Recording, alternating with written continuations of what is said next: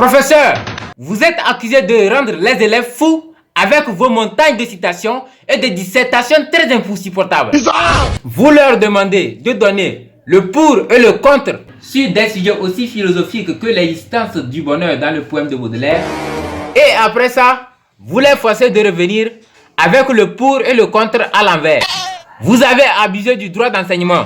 Votre honneur, ce n'est pas de ma faute si la grandeur de la langue française nécessite une analyse philosophique, une réflexion profonde et une citation de chaque auteur digne de ce nom.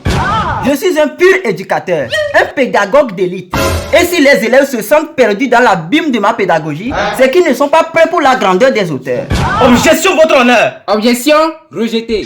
Monsieur, vous êtes plaignant et non avocat.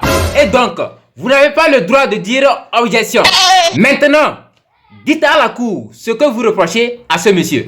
Votre honneur, à chaque devoir, le professeur me demande de faire le pour et le contre. Ensuite, revenir à la ligne pour faire les deux ensemble. Je suis devenu fou pour écrire les dissertations qui se contredisent. J'ai écrit 18 fois une dissertation sur le thème la beauté du poème de Verlaine. Et il m'a dit que je n'avais pas assez cité de philosophes grecs. Et il m'a demandé d'inclure Aristote dans un test de poésie française.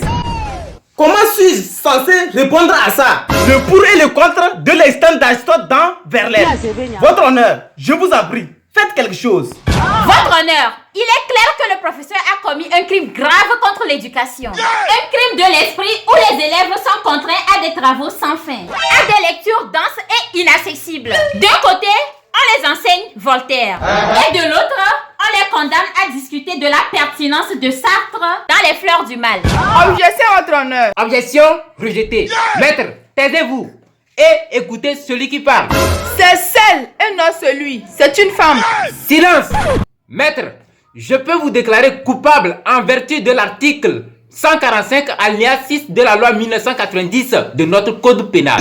Maître, continuez, je vous en prie. Votre honneur, nous demandons justice pour les élèves. Nous demandons que ce professeur de français cesse de mener les élèves sur des chemins de citation et d'analyse insupportables. Il faut que la souffrance cesse. Objection, votre honneur.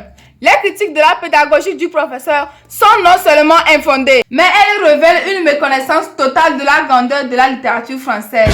Quel est le crime ici vraiment? Maître, je n'ai pas compris. Reprenez s'il vous plaît. Désolé, votre honneur. Je ne suis pas votre professeur de français, mais votre niveau m'inquiète. Taisez-vous, maître. Ça fait 2 fois. Je ne veux plus d'embêtement, sinon je vais porter plainte contre vous. Maintenant, vous pouvez continuer. Votre honneur, quelle est la véritable éducation? Ce que vous avez reçu ou bien ce que mon client enseigne aux élèves? Hein? Maître, vous m'avez parlé? Non, votre honneur. Oublions ça. Je disais que nous sommes ici pour transcender l'ordinaire et nous plonger dans l'univers de Molière, de Racine et de Baudelaire. Votre honneur, c'est vrai que mon client exige beaucoup, mais il exige la grandeur. Et c'est ça que nous cherchons aujourd'hui.